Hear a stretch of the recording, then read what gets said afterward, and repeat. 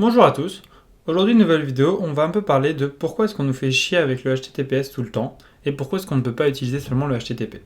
Bon déjà pour essayer de comprendre un peu la différence entre les deux, le HTTP va être un protocole de la couche 7 au niveau réseau, donc ça on verra plus tard dans une autre semaine quand on parlera plus du côté réseau, mais vous pouvez le garder dans un petit coin de votre tête.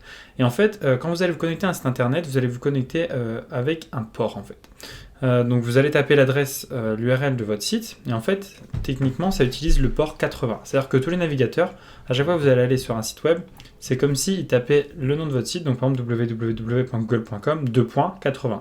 Ça veut dire qu'il va se connecter au port 80 du serveur de Google. Mais il existe d'autres types de ports sur lesquels vous pouvez vous connecter. Vous pouvez aussi, par exemple, vous lancer un serveur web sur un port autre que 80. Par exemple, pour des phases de test, vous pouvez utiliser le port 80-80 ou d'autres ports. Mais il y a aussi un autre port qui est beaucoup utilisé, c'est le port 443 qui lui est le port utilisé pour le HTTPS. Donc dès que vous allez avoir un site qui va être en HTTPS, au lieu de se connecter au port 80, on va se connecter au port 443. Là encore une fois, c'est invisible aux yeux de l'utilisateur car le navigateur le fait lui-même de son propre côté et pour que l'utilisateur ne se rende pas compte qu'on se connecte réellement au port 443. Bon, maintenant, l'utilité d'utiliser du HTTPS plutôt que du HTTP.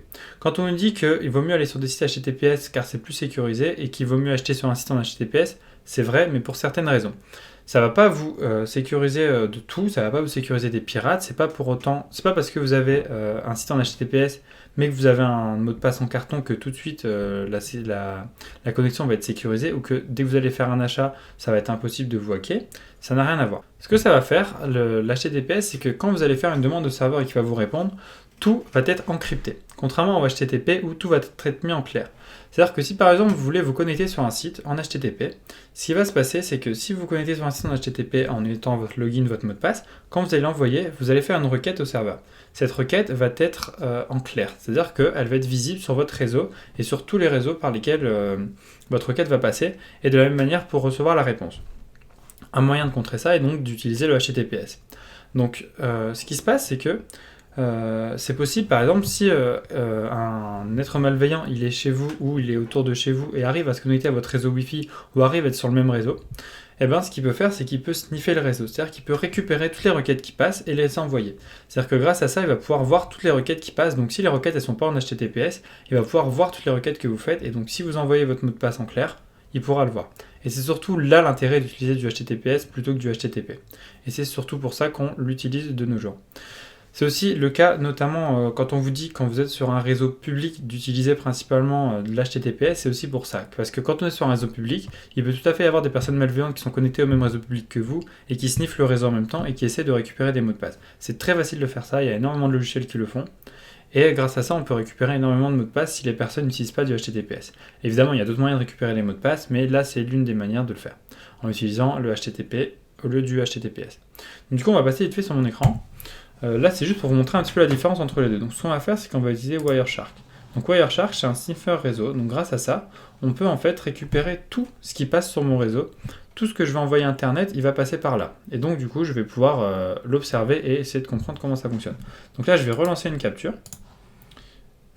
Sans save, voilà. Donc là, je relance une capture. En fait, il va capter, dès que je fais des échanges sur Internet, il va le capter. Donc là, pour l'instant, je ne fais rien, donc c'est normal qu'il ne se passe rien.